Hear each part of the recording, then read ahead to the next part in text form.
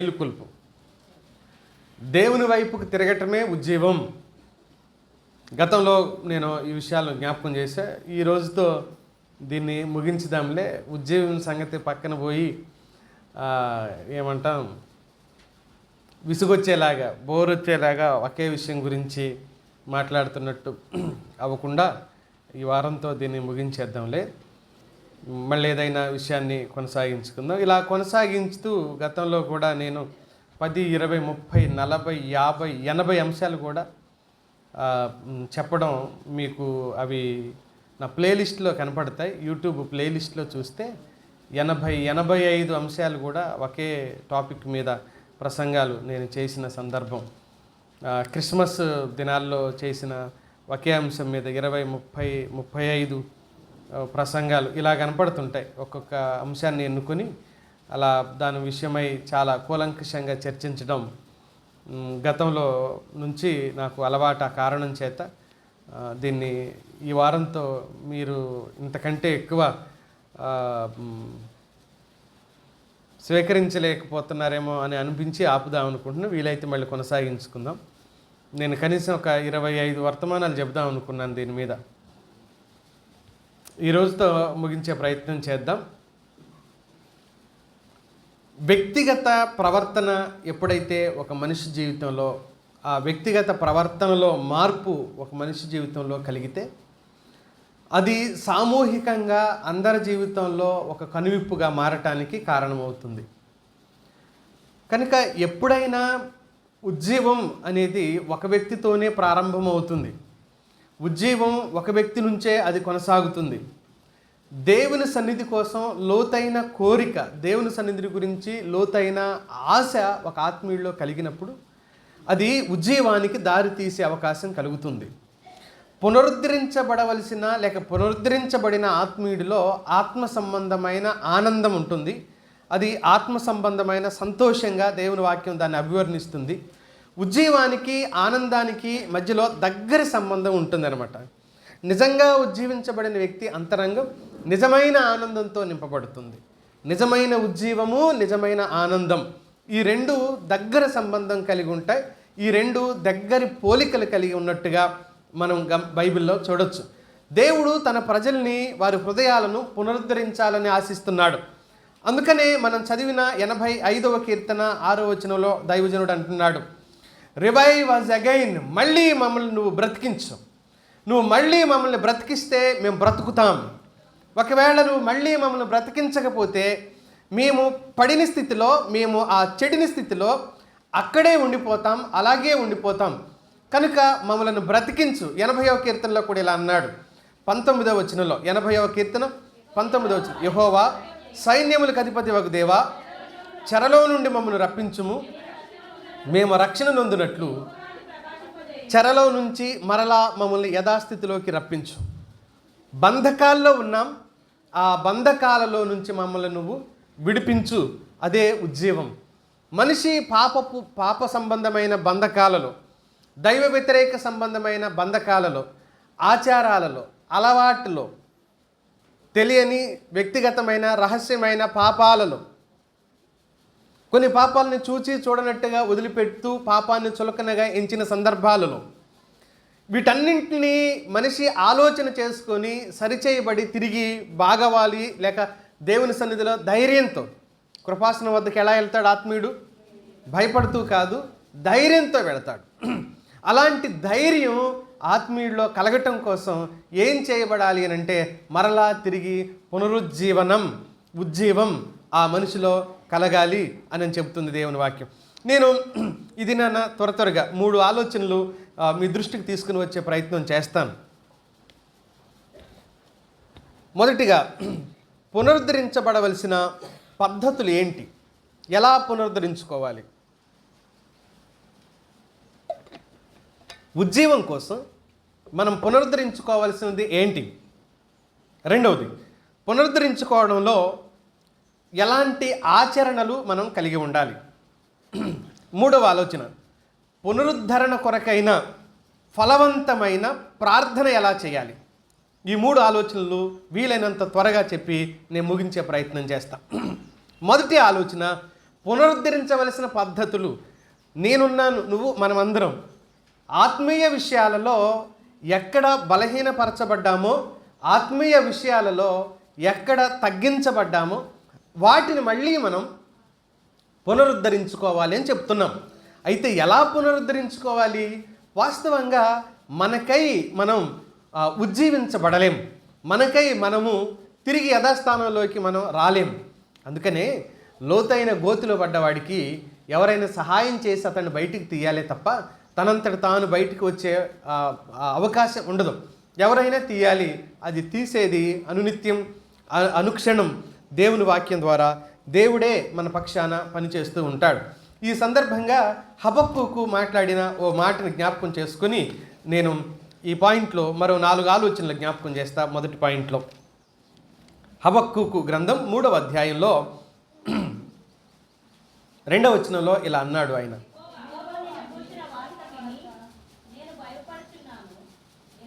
యెహోవా సంవత్సరములు జరుగుచుండగా నీ కార్యము నూతన పరుచు అని అన్నాడు. సంవత్సరములు జరుగుతుండగా దానిని తెలియజేయమ, నూతన పరుచుము, నీ కార్యాన్ని ఏం చేయమంటున్నాడు అని అంటే నూతన పరుచు.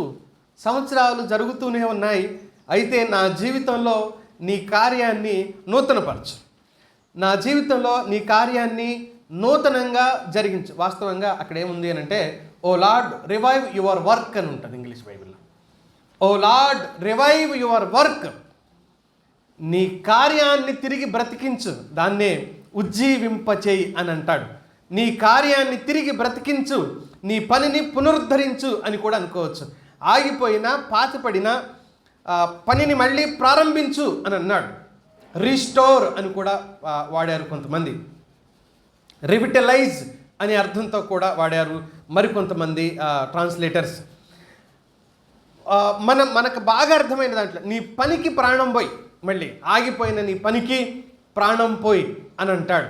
కనుక దేవుడు తన పనిని తిరిగి ప్రారంభించటమే ఆత్మీయుడి జీవితంలో కలిగే ఉజ్జీవం మిత్రులారా. తిరిగి మనతో వ్యవహరించడం, తిరిగి మనతో దేవుడు మాట్లాడటం, తిరిగి మనతో దేవుడు పని చేయటం, మన జీవితాలలో మార్పు కోసమై ఆయన అడుగులు వేయడం, మనల్ని ఆయన సమీపానికి చేర్చుకోవటం, ఇదే ఉజ్జీవానికి నాంది పలికేది. అయితే పునరుద్ధరించబడే పద్ధతులు ఏంటి అని అంటే మొదటి ఆలోచన ఏంటంటే ఆలోచించడం ద్వారానే. మొదట మనం ఆలోచించాలి. దేన్ని ఆలోచించాలి, ఏమి ఆలోచించాలి? 3-4 సందర్భాలు నేను మీ దృష్టికి త్వరగా తీసుకురావడానికి ప్రయత్నం చేస్తా. ఆధ్యాత్మిక జీవితంలో బలహీనపరచబడింది ఏంటి? నా జీవితంలో ఆధ్యాత్మికంగా బలహీనపరచబడిన సందర్భం ఏంటి? నా బ్రతుకులో, నా జీవితంలో, నా భక్తిలో ఎక్కడ నేను బలహీనపరచబడ్డాను? లేక కోల్పోయినట్లుగా అనిపిస్తుంది ఏంటి? కోల్పోయినట్లుగా నా జీవితంలో అనిపిస్తుంది ఏంటి? యాంత్రిక జీవనానికి అలవాటు పడిపోయిన మనుషులు భక్తిని కూడా యాంత్రికంగా చేస్తున్నారు. ఇది ఒక చిక్కు వచ్చింది ఈ దినాన. ఏంటంటే చర్చికి వెళ్తున్నాం, పాటల్లో ఉంటున్నాం, ఆరాధనలో ఉంటున్నాం, వాక్యం వింటున్నాం, వస్తున్నాం, మధ్యలో కార్యక్రమాలు జరిగితే వెళ్తున్నాం. ఇలాంటివన్నీ జీవితంలో మామూలుగానే జరిగిపోతున్నాయి. కాబట్టి బాగానే ఉన్నాను అనే భ్రమ తనకు తానే మోసం చేసుకునే ప్రమాదకరమైన పరిస్థితిలోకి ఆత్మీయుడు వెళ్ళిపోయే ప్రమాదం ఉంది. కాబట్టి ఏం చేయాలి? ఆధ్యాత్మిక జీవితంలో పాతగిలింది ఏంటి, నేను కోల్పోయింది ఏంటి, నేను చేయవలసింది ఏంటి, ఇలాంటి ప్రశ్న మనం వేసుకోగలిగితే తిరిగి మనం నిలవబడే, ఉజ్జీవించబడే అవకాశం మనకు కలుగుతుంది మిత్రులారా. ఈ ప్రశ్న వేసుకోనంత వరకు, ఈ ఆలోచన చేయనంత వరకు మన జీవితంలో ఉజ్జీవం అనేది మనకు దొరకదు అని జ్ఞాపకం చేస్తున్నాను. గుర్తించిన వాడే పొందుకోవాలనుకుంటాడు, పొందుకున్న వాడే తిరిగి నిలబడతాడు. ఈ మాట మనం ఆలోచించాలి. కనుక ఏంటి ఆలోచించాలి? దేవుడే చెప్తున్న సందర్భం చూడండి. ప్రకటన గ్రంథం 2వ అధ్యాయం ఇలా చెబుతుంది దేవుని వాక్యం 5వ వచనంలో, నీవు ఏ స్థితిలో నుండి పడితివో జ్ఞాపకం ఏం చేయాలి? ఆలోచించు, జ్ఞాపకం చేసుకో. ఏవైతే పాతగిలిపోయిన పరిస్థితులు ఉన్నాయో, చేయవలసిన పరిస్థితులు ఉన్నాయో, చేయకుండా ఆగిపోయినవి ఏమైతే ఉన్నాయో మన జీవితంలో వాటిని తిరిగి జ్ఞాపకం చేసుకోవాలి, ఆలోచన చేసుకోవాలి. తర్వాత 3వ అధ్యాయానికి రమ్మ 19వ వచనం చూడండి. ఉమ్. గనుక నీవు ఆసక్తి కలిగి మారు మనసు పొందు. ఆసక్తితో ఉండు. ఆలోచించని వాడికి ఆసక్తి రాదు. ఆలోచన చాలా ప్రాముఖ్యమైంది. 2వ అధ్యాయం చూడండి, అక్కడే 16వ వచనంలో ఇలా ఉంది, కావున మారు మనసు పొందుము లేని ఎడల అని అంటాడు. మారు మనసు ఆలోచనల్లో నుంచి రావాలి మిత్రులారా. ఒక మనిషి ఆలోచనల్లో నుంచి పుట్టుకొని రావాలి. నేను ఎక్కడ మారాలి అనేది నాకు తెలియకుండా ఎదుటి వాళ్ళు ఎంత ఒత్తిడి చేస్తే మాత్రం నేను ఎందులో మారాలి? పాస్టరో, విశ్వాసో, స్నేహితుడో, సన్నిహితుడో నువ్వు మారు మారు మారు అంటున్నాడు అనుకో, దేనికి మారాలి నేను? ఎక్కడ మారాలి నేను? ఏ విషయాలను మార్చుకోవాలి నేను? అది నేనే ఆలోచన చేసుకోవాలి. ఆ గ్రహింపు నాకు రావాలి. ఇక్కడ కూర్చున్న మనందరికీ ఈ గ్రహింపు వచ్చి తీరాలి మిత్రులారా. పక్కనోడితో నాకు సంబంధం లేదు, నీకు అసలే సంబంధం లేదు. నీ గురించి నువ్వే, నా గురించి నేనే. నేను ఎక్కడ బలహీనపరచబడ్డాను, ఎక్కడ తగ్గించబడ్డాను, ఎక్కడ తక్కువైపోయాను నా భక్తి జీవితంలో, ఎక్కడ సన్నగిలిపోయాను, దేవుడు చూసినప్పుడు లెక్కలోకి రాకుండా పోయిన స్థితి ఎక్కడ ఉంది నా జీవితంలో, అది వ్యక్తిగతంగా మనమే ఆలోచన చేసుకోవాల్సిన అవసరత ఉంది. ఆలోచన చేసుకోవాల్సిన అవసరత మనందరికీ ఉంది. ఓ దైవజనుడు ఇలా ఆలోచన చేశాడు. 51వ కీర్తనకు రండి, 12వ వచనంలో చూడండి. నీ రక్షణానందమును నాకు మరలా మరలా అని ఎందుకంటున్నాడు ఆయన? ఒకనాడు రక్షణ ఆనందపు యొక్క సంతోషము స్థితి ఏంటో ఈ భక్తుడికి అర్థమైపోయింది. 51వ కీర్తన 12లో నేను చెప్పిన మాట. ఒకనాడు తెలుసు ఆయనకి రక్షించబడిన వాడి అంతరంగం ఎంత ఆనందంగా ఉంటుందో, రక్షించబడిన వారి అంతరంగం ఎంత సంతోషంగా ఉంటుందో తెలుసు. కాలక్రమంలో ఇతడు పాపం చేశాడు. ఈ కీర్తన ఎవరి కీర్తన? దావీదు కీర్తన. ఎప్పుడు రాసిన కీర్తన? బెత్షెబాతో పాపం చేసిన తర్వాత నాతాను వచ్చి గద్దించిన తర్వాత రాసిన కీర్తన. అంటే దావీదు పాపం చేసిన తరువాత రాసిన కీర్తన. అంటే అంతకుముందు రక్షణానందం ఉంది ఆ భక్తుడిలో. పాపం చేసిన తర్వాత ఏమైపోయింది? రక్షణానందం ఏమైపోయింది? కోల్పోయాడు, పోయిందంట. పోయిన విషయాన్ని అతడు గుర్తించాడా? గుర్తించలేదా? అమ్మాయ ఎవడు చూడలేదులే అనుకోవట్లా, అది కాదు ఆయన చేసింది. సరే, అవన్నీ అయిపోయినాయి. తర్వాత గ్రహింపు ఏంటి అయింది?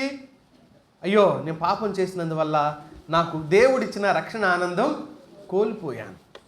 రక్షణ కోల్పోడు కానీ ఆత్మీయుడు రక్షణ తాలూకు ఆనందాన్ని కోల్పోతాడు. అందుకని నేను రక్షణ ఆనందాన్ని కోల్పోయాను అని విలవిల్లాడిపోతున్నాడు. చూడండి ఒకసారి. సమ్మతి గల మనస్సు కలగజేసి నన్ను దృఢపరచు ప్రభువా అని బాధపడుతున్నాడు. మరలా కలిగించు. దీన్నే ఉజ్జీవం అని అంటారు. రక్షించబడిన మన జీవితాల్లో ఎక్కడ బలహీనపరచబడ్డామో, ఎక్కడ పడిపోయామో ఆలోచన చేసుకోనంత వరకు మనం ఉజ్జీవించబడము. జాగ్రత్త. మనము ఉజ్జీవించబడే అవకాశం కూడా లేదు. ఆలోచన చేయనంత వరకు నువ్వు ఉజ్జీవించబడవు. ఆలోచించనంత వరకు నువ్వు తిరిగి యథాస్థానంలోకి రాలేవు, వచ్చే అవకాశమే లేదు. చాలా కాలం నుంచి ఇంకా అదే పొరపాటులో, అదే పాపంలో నువ్వు కొనసాగుతున్నావు అని అంటే నీ రక్షణ కూడా అనుమానించాల్సే ఉంటుందన్నమాట. నీ రక్షణ కూడా అనుమానించాల్సే ఉంటుంది. బురదలో పడిన పంది బయటకు వచ్చిందా? దానికి ఆనందమా, దుఃఖమా? అది ఏ కాలమైనా బురదలో ఉంటే దానికి ఎలా ఉంటుంది? రక్షణ లేని పాపి కూడా పాపం అంటే ఎలా ఉంటుంది? అతడికి ఆనందంగానే ఉంటుంది. అది ఎంజాయ్ అని అనుకుంటాడు. ఇప్పుడు మందు తాగేవాడు, సిగరెట్లు తాగేవాడు, నోట్లో రకరకాల పదార్థాలు ఏంటయ్యి అవన్నీ తినేవాడు, ఆకులు వక్కలు ఇవన్నీ ఉంటాయి కదా, అవి తినేవాడు. అది ఎంజాయ్మెంట్ కదా వాళ్ళకి, వాళ్ళ దృష్టిలో. అవునా కదా? ఎంజాయ్మెంటే కదా అది వాళ్ళ దృష్టిలో. మరి నిజమైన డాక్టర్ గారు ఏం చెప్తాడు? అది ఎంజాయ్మెంట్ అని చెప్తాడా? ఏమంటాడు? చస్తావు మానేయి అని చెప్తాడు డాక్టర్ గారు కదా. పాపికి కూడా పాపం చేయటం అది అలవాటుగా మారిపోతుంది. అది పాపం అనే గ్రహింపు ఆ మనిషికి రాదు. అందుకని నేను ఏమన్నానంటే, రక్షణ లేని వ్యక్తికి నువ్వు మారు అనంటే కూడా మారే అవకాశం లేదు. ఉజ్జీవించబడు అనంటే అసలు మొదటి స్థానమే లేనప్పుడు రెండవ స్థానం ఎక్కడికి వస్తుంది? కనుక ఆ వ్యక్తులు నిజంగా రక్షణ గురించిన అనుమానించాల్సే ఉంటుంది. ఒకవేళ ఉద్రేకంతో బాప్తిస్మం తీసుకున్నారేమో రక్షణ లేకపోయినందువల్ల. అందుకని కాలక్రమంలో పాపంలో పడిపోయి అదే పాపాన్ని కొనసాగిస్తున్నారు. తప్పని పరిస్థితుల్లో సంఘానికి వస్తున్నారేమో అది ఎవరు చెప్పగలరు, ఎవరు ఆలోచించేయగలరు? అయితే మరి నువ్వేంటి ఆలోచించుకో. నువ్వు నిజంగా రక్షించబడ్డావా? ఒకనాడు రక్షణ అనుభూతి ఉందా? ఉన్నట్లయితే ఇప్పుడు అది కొనసాగుతుందా? దానికి ఏమైనా డ్యామేజ్ అయిందేమో బాగు చేసుకో అంటున్నాడు దేవుడు. బాగు చేయడానికి ఆయన సిద్ధంగా ఉన్నాడు దేవుడు. నువ్వు ఆలోచన చేసుకోవాల్సిన అవసరత. రెండవ విషయాన్ని జ్ఞాపకం చేస్తా.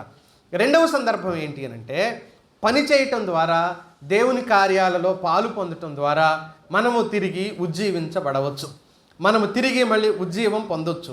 సంఘ సంబంధమైన పనులలో, మందిర సంబంధమైన పనులలో, సువార్త సంబంధమైన పనులలో పాలు పొందటం అనేది తిరిగి ఉజ్జీవించబడటం. అదొక పనిగా దేవుని వాక్యం మనకు చెబుతూ ఉంది. వాస్తవంగా ఆలోచించటం ద్వారా అంటే బాగానే ఉంది, కానీ పని చేస్తే ఉజ్జీవం కలుగుతుందా? అవును. నెహెమ్యా గ్రంథంలోకి రండి. 4వ అధ్యాయం 19వ వచనం ఒకసారి చదువుదాం. అప్పుడు నేను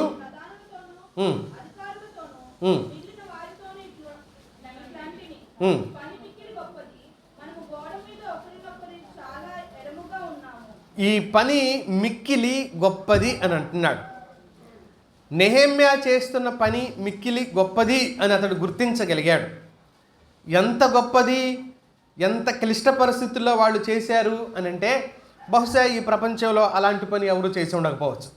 ఎందుకు అని అంటే వీళ్ళు చేస్తూ ఉన్న పనిని శత్రువులు ఆటంకపరుస్తున్న నేపథ్యంలో ఒక చేతితో ఆయుధాన్ని పట్టుకున్నారు, కత్తి పట్టుకున్నారు, ఒక చేతితో టాపీ పట్టుకున్నారు. ఎవరన్నా వస్తేనేమో వాళ్ళని ఎదుర్కోవటానికి ఎలా సాధ్యమవుతుంది మిత్రులారా? ఒక చేత్తోనేమో ఒకవేళ అనుకుందాం, టాపీ పని అనుకుందాం, అది అలాంటిది అనుకుందాం, టాపీ పట్టుకున్నారు. ఒక చేత్తోనేమో ముందు వచనాల్లో చూడండి ఈ మాట ఎక్కడ ఉంటుందంటే 16 నుంచి చూడండి.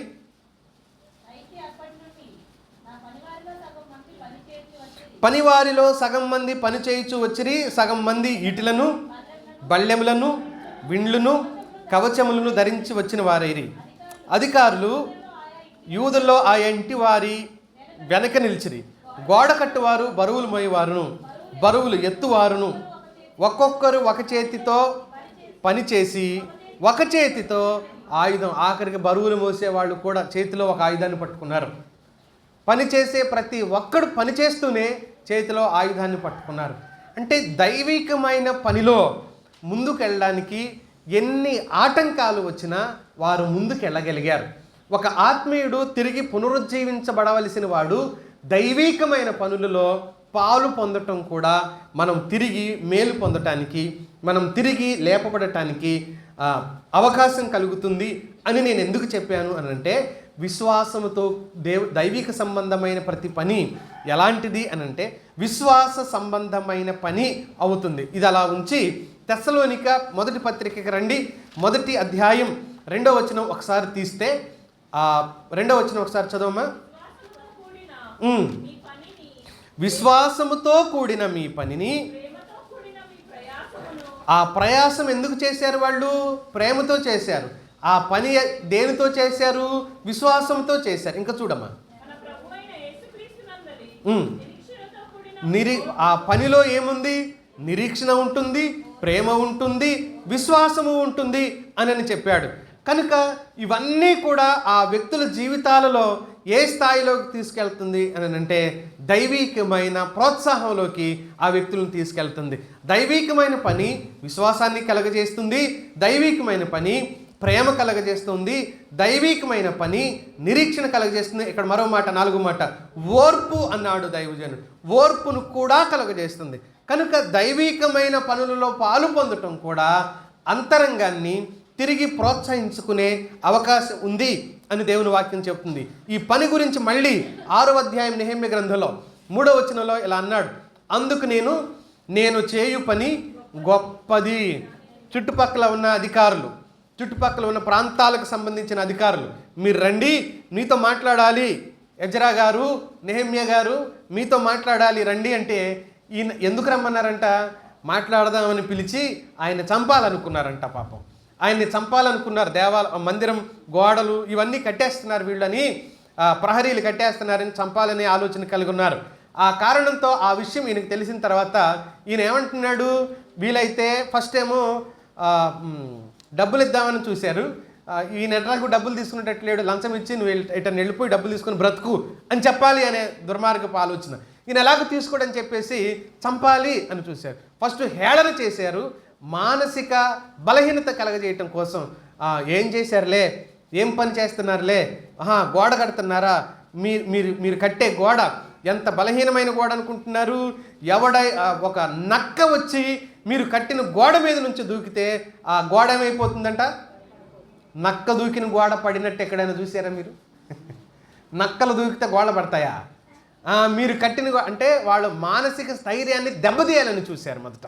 ఆ కారణం చేత నక్క దూకితే వచ్చి పడిపోతుంది మీరు కట్టిన గోడ అని చెప్పారు. అయినా సరే ఈయన ఏమన్నాడంటే ఆ పని గురించి, నేను చేయు పని గొప్పది, నేను రాను, మీతో పోసుకోలు ముచ్చట్లు మాట్లాడడానికి నేను రావాలనా, నేను రాను అని అన్నాడు. రాలేదు, అలా మాట్లాడలేదు. విశ్వాస సంబంధమైన పనిలో పాలు పొందటం ద్వారా అది స్వార్థ పని కావచ్చు, భౌతికమైన పని కావచ్చు, అది ఏదైనా కావచ్చు, సహోదరులతో సహవాసము, ఆ పనిలో సంబంధము మనం కలిగి ఉండటం ద్వారా ఖచ్చితంగా మనం పునరుజ్జీవించబడే అవకాశం కలుగుతుంది. మూడో విషయాన్ని జ్ఞాపకం చేస్తా. మనం తిరిగి పునరుద్ధరించబడటానికి మూడవ కారణం ఏంటంటే, ముఖ్యమైన కారణం కూడా ప్రార్థన అని అన్నాడు.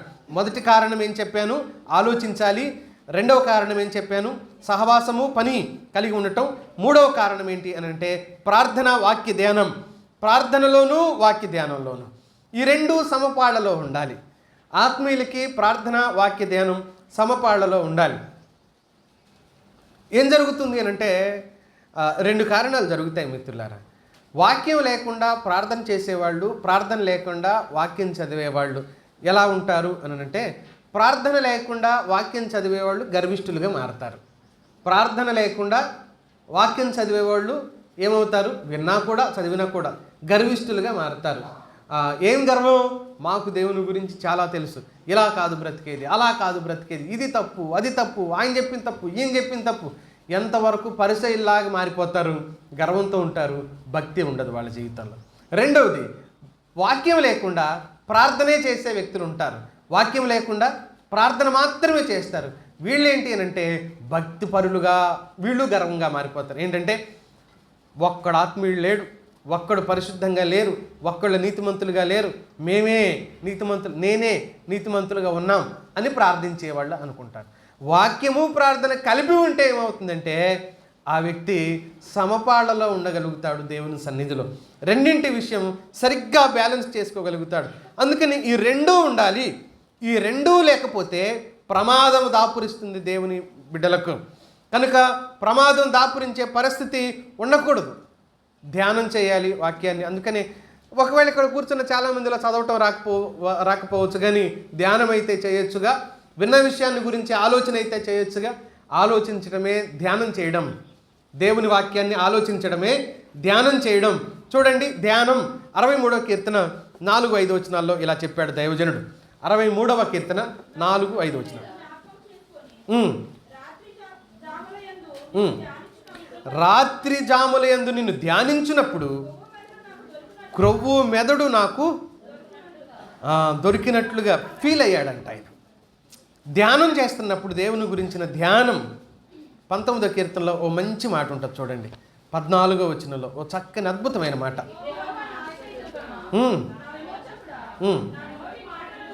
నా నోటి మాటలను, నా హృదయ ధ్యానమును నీ దృష్టికి అంగీకారములగునుగాక. నోటి మాట, హృదయ ధ్యానం దేవుడు ఇష్టపడేలాగా ఉండగలగాలి. ఆ తర్వాత ప్రార్థన ఉండాలి. ప్రార్థన గురించి యోధా చాలా గొప్ప మాట చెప్పాడు. యోధా పత్రిక 20వ వచనం. యోధా పత్రిక, ప్రియులారా, మీరు విశ్వసించు అతి పరిశుద్ధమైన దాని మీద మిమ్మల్ని మీరు కట్టుకొనుచు పరిశుద్ధాత్మలో ప్రార్థన చేయొచ్చు. ఆత్మీయుడు ప్రార్థన ఎలా చేయాలి అని అంటే పరిశుద్ధాత్మలో ప్రార్థన చేయాలి. పరిశుద్ధాత్మ సహాయంతో ప్రార్థన చేయాలి. పరిశుద్ధాత్మ నడిపింపుతో ప్రార్థన చేయాలి. ఇదే మాట రోమపత్రికలో పౌలు 8వ అధ్యాయం 26వ వచనంలో యుక్తముగా ఎలాగూ ప్రార్థన చేయవలెనో మనకు తెలియదు కానీ ఆ ఆత్మ తానే మన పక్షాన ఉచ్చరింప శక్యము కానీ మూలుగులతో ఆయన మన పక్షాన ప్రార్థన చేస్తాడని చెప్పాడు. కాబట్టి ప్రార్థించాలి, ధ్యానించాలి. దేవుని గురించిన ఆలోచన మన అంతరంగంలో ఉండాలి. దేవుని గురించిన ధ్యానము ఉండాలి, దేవుని గురించిన ప్రార్థన ఉండాలి. ఈ రెండు సమపాళ్లలో ఉండగలిగినప్పుడు మనము తిరిగి పునరుద్ధరించబడే అవకాశం ఉంటుంది. మొదట ఆలోచించాలి, తర్వాత పాల్గొనాలి, పని చేయాలి పరిశుద్ధుల సహవాసంలో.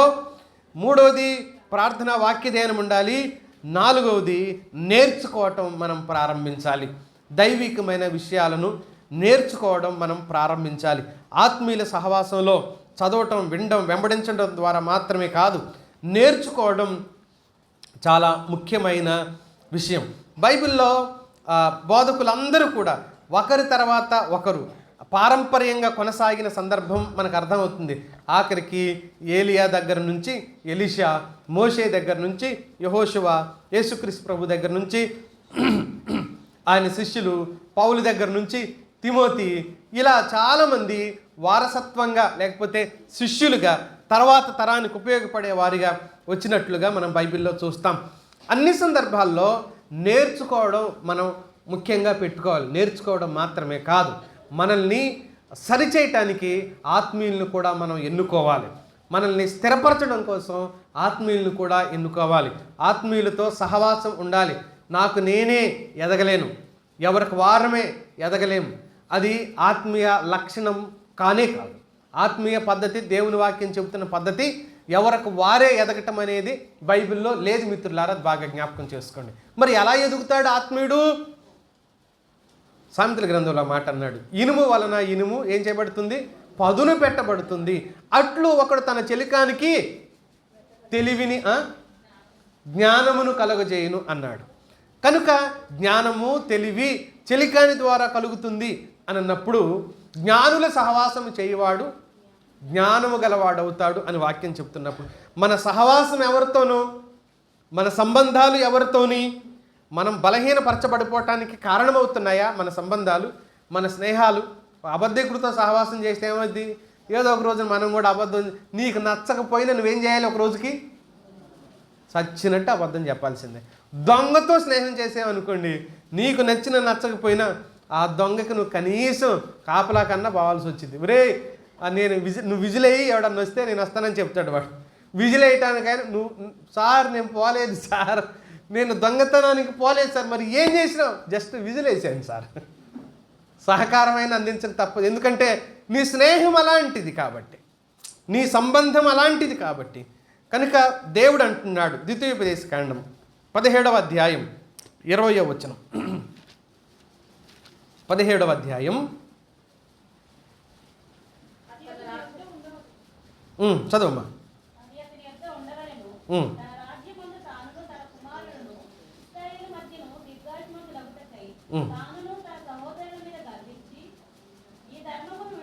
ఇరవై 22వ వచనం వరకు ఏం విషయాలు ఉన్నాయంటే, చదివి నేర్చుకోవాలి అనే మాట. చదివి నేర్చుకోవాలి, దాన్ని కొనసాగించుకోవాలి, ఒకరి నుంచి ఒకరు దానిని పొందుకోవాలి. 6వ అధ్యాయంలో కూడా అదే విషయాలు రాశారు. నీ పిల్లలకు వాటిని నేర్పు అని అన్నాడు. వాటిని కంట ఏమన్నాడు? భూషణాల 6వ అధ్యాయానికి రండి. కూర్చుండినప్పుడును, త్రోవలో నడుచున్నప్పుడును, పడుకునేటప్పుడు, కూర్చునేటప్పుడు, లేచేటప్పుడు, నడిచేటప్పుడు వాటిని గూర్చి మాట్లాడు. సూచనగా వాటిని నీ చేతికి కట్టాలి అని చెప్పాడు. కన్నుల నడుమ స్టిక్కర్లు కాదంట పెట్టుకోలేదు. పిల్లలు, నేను చాలామందిని చూసి చర్చికి వచ్చేటప్పుడు చక్కగా ఎంత సాత్వికుల్లాగా వస్తారో, సాత్వికంతో వస్తారో. వాళ్ళ పుస్తకాల్లో స్టిక్కర్లు ఉంటాయి. కాలేజీకి వెళ్ళే పిల్లల పుస్తకాల్లో స్టిక్కర్లు ఉంటాయి. స్టిక్కర్లు అంటే ఏంటి? బొట్లు రానైనా బొట్లు ఉంటాయి. బస్సు ఎక్కగానే, ఆటో ఎక్కగానే టక్కన గుమ్మం దాటని టక్కన తీసి పెట్టేసుకుంటారు, లేదా కాలేజీ దగ్గరికి వెళ్ళగానే పెట్టేసుకుంటారు.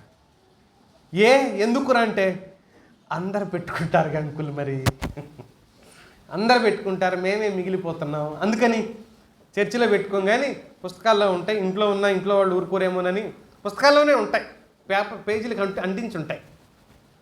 ఎక్కడ పెట్టుకుంటారంటే వాళ్ళే చెప్పారు, నాకేం తెలుసు పుస్తకాల్లో ఉంటాయని. పుస్తకాల్లో లాస్ట్ అట్టకి అంటించుకొని ఉంటారనమాట.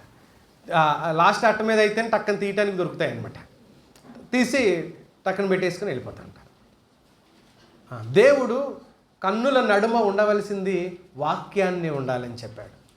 చేతులకి గాజులు, వాస్తవానికి మన వాచీలు కూడా కాదు, మన మీద పెద్ద కలెక్టర్లు అయినట్టు వాచీలు పెట్టుకోవటం అలవాటైపోయినాయి. టైం టు టైం అన్నీ చేస్తున్నట్టు. వాక్యాన్ని కట్టుకోమన్నాడు దేవుడు, వాక్యాన్ని కట్టుకోమన్నాడు. కన్నుల నడుమ బాస్కములాగా కట్టుకోమన్నాడు, మెడలో హారంలాగా కట్టుకోమన్నాడు. దేన్ని? వాక్యాన్ని. ఎటు చూసినా ఏముండాలంట? ఇంట్లో కానీ మందిరంలో కానీ వాక్యమే కనపడాలి. ఆలోచన చేయడానికి మన ఆలోచన చెదిరిపోకుండా ఎటు చూసినా కళ్ళ ముందు ఏం కనపడాలి? వాక్యమే కనపడాలి. దురాలోచన రావటం కోసం తల పైకెత్తగానే ఏం కనపడాలంటే వాక్యమే. అది మనకు దూరం అవ్వాలి. అలా నేర్పాలి, అలా నేర్చుకోవాలి అని చెప్పాడు దేవుడు. అలా ఈ నేర్చుకోవడం చాలా ప్రాముఖ్యమైన విషయం. ఏ విషయమైనా నేర్చుకునే గుణం ఉన్నవాడిని ఏమంటారంటే జ్ఞానవంతుడు అని అంటారు. నాకు తెలుసులే అనుకున్నవాడు అహంకారపూరితమైన వ్యక్తిగా మారిపోతాడు. సరే, నేను రెండో విషయానికి వెళ్తాను, మనకున్న సమయాన్ని బట్టి త్వరగా ముందుకెళ్దాం. రెండవది ఏంటి అని అంటే, పునరుద్ధరించుకోవడంలో ఆచరణ దశలు ఉన్నాయి కొన్ని. తిరిగి మనం పునరుద్ధరించుకోవడానికి, ఆచరణలోకి వాటిని తెచ్చుకోవడానికి కొన్ని దశలు ఉన్నాయి. ఒక్కసారే మనం పునరుద్ధరించబడలేం. దీని గురించి నేను 6 తలంపులు నేను నా నోట్స్ రాసుకున్నా. 2-3 తలంపులు మీ దృష్టికి చెప్పి ముందుకెళ్ళిపోదాం. పునరుద్ధరించుకోవడంలో దశల్లో మనం ఏం చేయాలి అని అంటే, దైవజనుడు ఇలా అర్థించాడు దేవుణ్ణి. హోషేయ గ్రంథం 6వ అధ్యాయం 2వ వచనంలో ఇలా అన్నాడు. హోషేయ గ్రంథం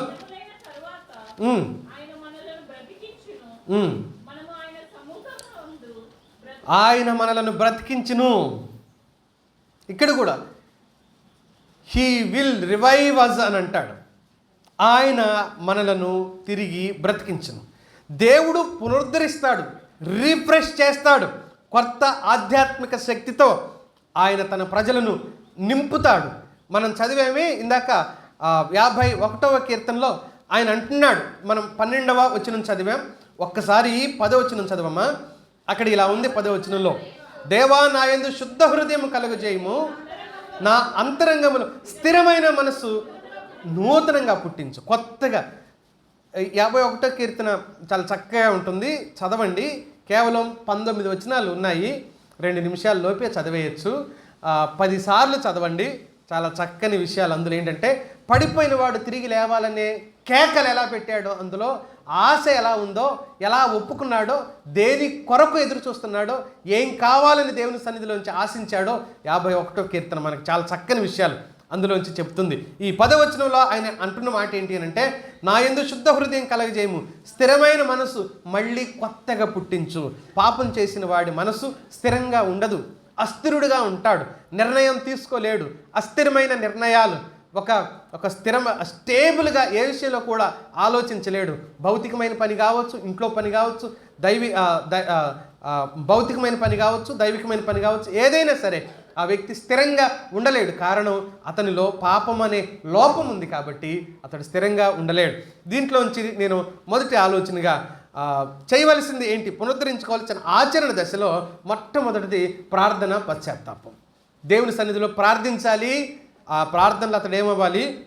పశ్చాత్తాపపడాలి. లోపాలను తెలుసుకోవాలి, లోపాలను అంగీకరించి దేవుని నుండి స్వచ్ఛమైన హృదయాన్ని, నూతన ఆత్మశక్తిని పొందుకోవడానికి అతడు దేవుని సన్నిధిలో పశ్చాత్తాపపడాలి. పశ్చాత్తాపపడటం చాలా ప్రాముఖ్యమే. మనం కూడా జ్ఞాపకం చేస్తూ, తప్పిదములను దాచిపెట్టేవాడు వర్ధిల్లడు, దాన్ని ఒప్పుకొని విడిచిపెట్టేవాడు కనికరించబడతాడని చెప్పాడు. ఒప్పుకుంటున్నారు కానీ ఏం చేయట్లేదు, విడిచిపెట్టట్లేదు. అది వచ్చింది తిప్పలు. ఇప్పుడు విశ్వాసంలో ఉన్న ఇబ్బంది ఏంటంటే, తప్పును ఒప్పుకుంటున్నారు, తప్పు అయిపోయింది ప్రభువా, పొరపాటు జరిగిపోయింది ప్రభువా అంటున్నామే తప్ప, దేన్నైతే ఒప్పుకుంటున్నామో దాన్ని విడిచిపెట్టాలిగా. ఒప్పుకున్న దాన్ని విడిచిపెట్టాలిగా. ఒప్పుకున్న దాన్ని విడిచిపెట్టకపోతే ఎలా? అందుకనే శుద్ధ హృదయం కలగకపోవటానికి కారణం, ఒప్పుకోవటం ఒకటే ముఖ్యం కాదు, దాన్ని వదిలిపెట్టడం కూడా చాలా ప్రాముఖ్యమైన సంగతి.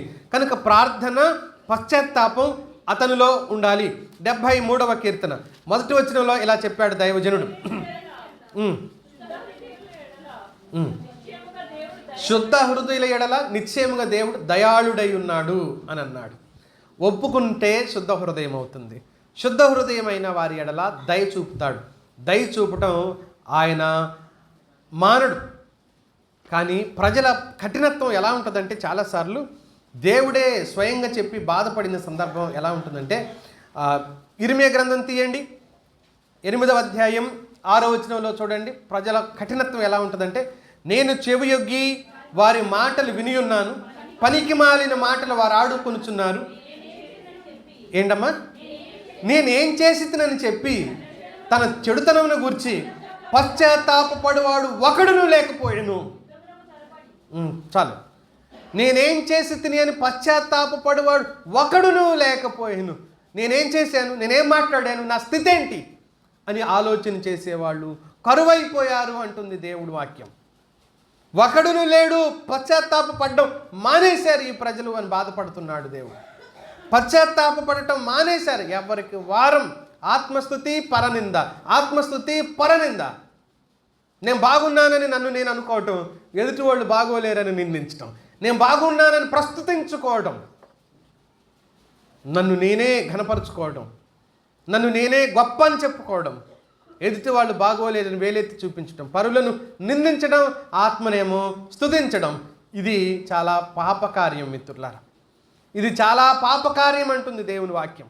అందుకని నేనేం చేశాను అని ఆలోచన చేసుకోవాల్సిన అవసరత ఉంది. పశ్చాత్తాపడినవాడు, నిజంగా పశ్చాత్తాపడినవాడు ఎలా ఉంటాడు తెలుసా? యోబు గ్రంథం 42వ అధ్యాయం 6వ వచనం ఒకసారి చూస్తారా? కావున నన్ను నేను అసహ్యించుకొని, పశ్చాత్తాపంలో మొదటి మెట్టు ఏంటంటే, ఎవరైతే పశ్చాత్తాపడుతున్నారో ఆ వ్యక్తి తనను తానే అసహ్యించుకుంటాడు. చిచ్చి, నేనెంత దుర్మార్గుణ్ణి, నేనెంత పాపాత్ముణ్ణి, నేనెంత తప్పు చేశాను, నేను చేశానేంటి, వాళ్ళని బట్టి నేను చేశాను. ఇది డొంక తిరుగుడు వ్యవహారం. యథార్థమైన ఒప్పుకోలు అవదప్పుడు అది. ఎందుకు ఇలా చేసావనంటే ఫలానా వాళ్ళని బట్టి చేశావు. ఎందుకు ఇలా తిట్టావు అనంటే ఫలానా వాళ్ళని బట్టి తిట్టాను. వాళ్ళు నాకు కోపం తెప్పించారు, వాళ్ళు తెప్పించినందుకు నేను కోపపడ్డాను. వాళ్ళు తెప్పించారు. నేను అంటాను కదా, అది అమెజాన్లో నుంచి తెప్పించను లేదు, ఫ్లిప్కార్ట్లో నుంచి తెప్పించను లేదు, అది నీ లోపల నుంచే బయటకు వచ్చింది. ఎవడైనా తెప్పించడు, లోపల ఉంది. అది స్థిర నివాసం. మూర్ఖుని హృదయంలో కోపము, చెప్పండి, స్థిర నివాసం చేసిద్దాను. కోపాలు వస్తాయి మిత్రులారా, వచ్చి పోవాలి, వచ్చి ఉండకూడదు. ప్రభు చెప్పాడు, ఏమన్నాడు? సూర్యుడు ఉల్టా చెప్తావేరా, అస్తమించే లోపు పోవాలంటున్నాడు. నిలిచి ఉండాలి కాదు ప్రభు చెప్పింది. ఉండకూడదు, అస్తమించే లోపు అది కట్ అయిపోవాలి. మన లోపల ఉండకూడదు ఇక కోపం. కోపం వచ్చిన అందరూ పాపాత్ములు అని ఏం అనలేదు యేసుక్రీస్తు ప్రభువ. వస్తాయి, వచ్చినా కోపం ఏమవ్వకూడదు, నిలబడకూడదు. మనం మళ్ళీ చెప్తున్నాను చూడండి, మనం ఏ వ్యక్తి మీదైనా కోపపడుతున్నామంటే, ఇంట్లోనైనా బయటైనా సంఘంలోనైనా పని దగ్గరైనా ఎక్కడైనా, వ్యక్తిని ద్వేషించకండి, వ్యక్తులను ద్వేషించకండి, విధానాన్ని వ్యతిరేకించండి. తప్పు కాదు, నా విధానాన్ని అయినా వ్యతిరేకించవచ్చు. నువ్వు పలానా తప్పు చేసావు, దాన్ని నేను వ్యతిరేకిస్తున్నానని చెప్పొచ్చు, అదేం తప్పు కాదు. వ్యక్తులను ద్వేషించితే పాపం. వ్యక్తులను బాగా గుర్తుపెట్టుకోండి మాట. వ్యక్తులను ద్వేషిస్తే ఏమవుతాం మనం? పాపం చేసిన వారం అవుతాం. విధానాన్ని వ్యతిరేకించవచ్చు. విధానం అని అంటే అతడు చేసిన తప్పుని తప్పనొచ్చు. నేను దేవుని ప్రేమ కాబట్టి ఎవడైనా తప్పు చేసినా ఇలా అనుకుంటూ పోతామా? మనం సాయిబాబా అనుకున్నామా? కాదు, తప్పును తప్పనొచ్చు, తప్పు కాదు అది. అనకపోతే తప్పు. అర్థమవుతుంది కదా నా మాట? తప్పును తప్పను. అతడు నాకు సహోదరుడే, కానీ అతడు చేసింది నేను అంగీకరించను, అది తప్పు. దానికి కూడా గట్స్ ఉండాలే కదా, ఉన్న విషయం మాట్లాడగలగటానికి ధైర్యం కావాలి, బాగా ధైర్యం కావాలి. నేను నిన్నేమనను చెప్పండి, నువ్వు నన్నేమనబోకు. నీ కంటిని బురదకి నేను సున్న వేస్తా, నా కంటిని బురదకు నువ్వు కూడా సున్నవే. ఇద్దరం ఎలా కనపడతాం అప్పుడు? మరి లోపలిది బురద కాదు, కడుక్కోవాలి. మనం దేవుని పిల్లలకి ఏమైపోవాలంటే కడుగుకోవాలి, శుద్ధులు అవ్వాలి. దేవుడు అది కోరుతున్నాడు. అందుకనే ప్రార్థన, పశ్చాత్తాపం చాలా ప్రాముఖ్యమైనవి. రెండో విషయాన్ని జ్ఞాపకం చేస్తా, దేవుని సన్నిధిని వెతకాలి. దేవుని సన్నిధి వెతకాలి, సన్నిధిలో ఆయన సహవాసాన్ని వెతకాలి. అందులోనే సరిగ్గా మనం సరిచేయబడతాం. విలాపవాక్య గ్రంథంలో అన్నాడు దైవజనుడు 2వ అధ్యాయం 19వ వచనంలో, నీ సన్నిధిని లేక ప్రభువు సన్నిధిని హృదయము కుమ్మరించిన సందర్భాన్ని మనం అక్కడ చూడొచ్చు. చాలే ఆయన సన్నిధిలో హృదయాన్ని కుమ్మరించడం గురించి, సన్నిధిని వెదకడం అని అంటే ఆయన సన్నిధిలో మనల్ని మనం ఓపెన్ అయ్యి ఆయనతో మాట్లాడగలగటం. ఒంటరి, అది వ్యక్తిగత ప్రార్థన అంటాం దాన్ని. ప్రభుతో సమయం గడపటం. మూడవది కృతజ్ఞతను పెంపొందించుకోవాలి. దేవుడు చేసిన మేలులను తిరిగి జ్ఞాపకం చేసుకోవాలి. తిరిగి మనం వాటిని ఆలోచించాలి. ఆయన మన కోసం చేసిన వాటిని తిరిగి ఎల్లప్పుడూ జ్ఞాపకం చేసుకునే వారిగా ఉండాలి. అందుకనే ఆయన కృతజ్ఞత. 4వ విషయం, దేవుని జ్ఞానాన్ని వెతకాలి. ఇంకెంత మెరుగైన భక్తి జీవితం చేయాలి అని దైవికమైన జ్ఞానాన్ని వెతకాలి. 5వది ఆత్మీయులతో, పరిశుద్ధులతో సహవాసాన్ని పెంపొందించుకోవాలి. జోగి రాసుకుంటే సామెత చెప్తారే, ఆ సహవాసం చేయకూడదు. ఏ సహవాసం చేయాలి? దైవికమైన సహవాసం చేయాలి. నీతిమంతుల సహవాసం, జ్ఞానులతో సహవాసం చేసిన ఎడల నువ్వు జ్ఞానము గలవాడవవుతూ అన్నాడే, అలాంటి సహవాసం చేయాలి. 5వది దేవుని ఆత్మకు లోబడి నడుచుకోవాలి. ఇది 2వ విషయంలో. మనకు టైం లేదు కాబట్టి 3వ మాట చెప్పేసి నేను ముగిస్తాను. చూడండి, 3వది ఏంటంటే పునరుద్ధరణ కొరకైన లేక పునరుద్ధరణ ఫలాల కొరకైన ప్రార్థన అనుకోండి. ఫలాల కొరకైన ప్రార్థన ఏంటి? పునరుద్ధరణ ఫలాలు ఎలా వస్తాయి అంటే ఒక ప్రార్థన చేస్తే వస్తాయి. ఎలాంటి ప్రార్థన చేయాలి, ఆ ప్రార్థన ఎలా చేయాలి అని దేవుని వాక్యం చెప్తుంది. 80వ కీర్తన 18లో చెప్పాడు ఆ ప్రార్థన ఎలా చేయాలో అని. అప్పుడు మేము నీ యొద్ద నుండి తొలగిపోము, నీవు మమ్మను బ్రతికింపుము. ఉజ్జీవించబడిన వాడు సరిగ్గా మొరపెట్టగలుగుతాడంట, తొలగిపోకుండా ప్రార్థిస్తాడంట. అప్పుడు నీ నామాన్ని బట్టి మేము ప్రార్థన చేస్తాం, మొరపెడతాం. మమ్మల్ని బ్రతికించి నీతో సంబంధాన్ని పునరుద్ధరించు, అప్పుడు మేము నిన్ను విడిచిపెట్టి పోము. ఇది ప్రార్థన. ప్రభువు నన్ను బ్రతికించు. నిబంధనతో కూడిన లేక ఒప్పందంతో కూడిన ప్రార్థన ఇది. ఒప్పందంతో కూడిన ప్రార్థన. తిరిగి బ్రతకాలి, తిరిగి నిలబడాలి. ఎందుకోసం నిలబడాలో చెప్తున్నాడు ఆయన. నీ నామంలో ప్రార్థన చేయటం కోసం, నీ కొరకు బ్రతకడం కోసం అని అన్నాడు. అందుకని దీంట్లో 2 ఆలోచనలు చెప్పేసి నేను ముగిస్తా. పునరుజ్జీవనం కొరకైన ప్రార్థన ఎలా ఉంటుంది అని అంటే, దినవృత్తాంతములు 2వ గ్రంథం 20వ అధ్యాయం 12వ వచనం చూడండి. యెహోషాపాతు చదవమ్మా. మా దేవా, నీవు వారికి తీర్పు తీర్చవా? మా మీదకి వచ్చు. ఈ గొప్ప సైన్యంతో యుద్ధం చేయుటకు మాకు శక్తి చాలదు, ఏమి చేయుటకు మాకు తోచదు. ఎంత గొప్ప మాట అన్నాడు చూడండి. యెహోషాపాతులాగా నువ్వే నాకు దిక్కు, ఇంకెవరున్నారు నా ఈ బలహీన బ్రతుకులో నుంచి నన్ను బయటికి తీసుకురావటం? పూర్తిగా ఆధారపడి చేయవలసిన ప్రార్థన. నువ్వే దిక్కు అనాలి, కానీ నువ్వు ఇది చెయ్యి, నువ్వు అది చెయ్యి, నువ్వు ఇలా చెయ్యి ప్రభువా, నువ్వు అలా చెయ్యి ప్రభువా. ఇన్స్ట్రక్షన్స్ ఎవరికి ఇస్తుంటాం చాలాసార్లు ప్రార్థనలో? దేవునికి. ఆయన ఏం చేయాలో మనం చెప్తాం. నేనేం చేయాలో నాకు చెప్పు అనడానికి బదులుగా ఆయన ఏం చేయాలో మనం చెబుతాం చూడండి. అది ప్రార్థన అవ్వదు. నువ్వేమో కోచ్ అయినట్టు ఆయనకు నువ్వు నేర్పుతున్నట్టు ఏం చేయాలో అలాంటి ప్రార్థనలు చేయకూడదు. ఆ ప్రార్థనలో జవాబు పొందే ప్రార్థనలు అవ్వవు మిత్రులారా. అందుకని చేయవలసింది ఏంటి? నువ్వు మాకు దిక్కు, ఏం చేయమంటావో చెప్పు, నువ్వేం చేయమంటావో చెప్పు, ఇక వేరే దిక్కు మాకు ఇంకా లేదు ప్రభువా అని అన్నాడు. ప్రార్థనలో మరొక గొప్ప ఆలోచన ఏంటి అని అంటే, దినవృత్తాంతాల 1వ గ్రంథంలో చూస్తాం. 16వ అధ్యాయం 35వ వచనంలో ఉన్న మాట చూడండి. మమ్మును రక్షించుము, మమ్మును చేర్చుకొనుము అని అన్నాడు.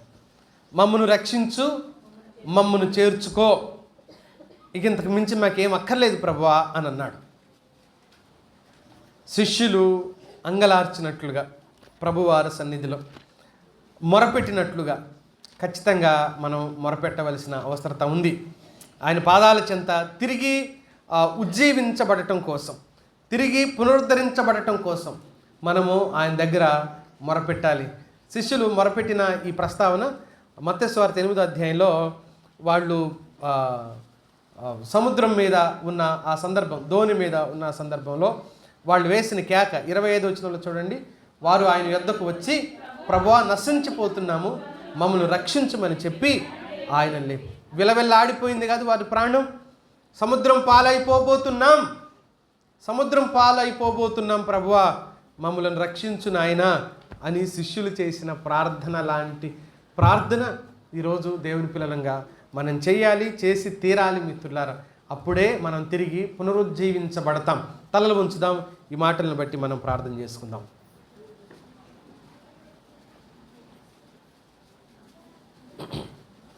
ప్రార్థన చేసుకుందామా?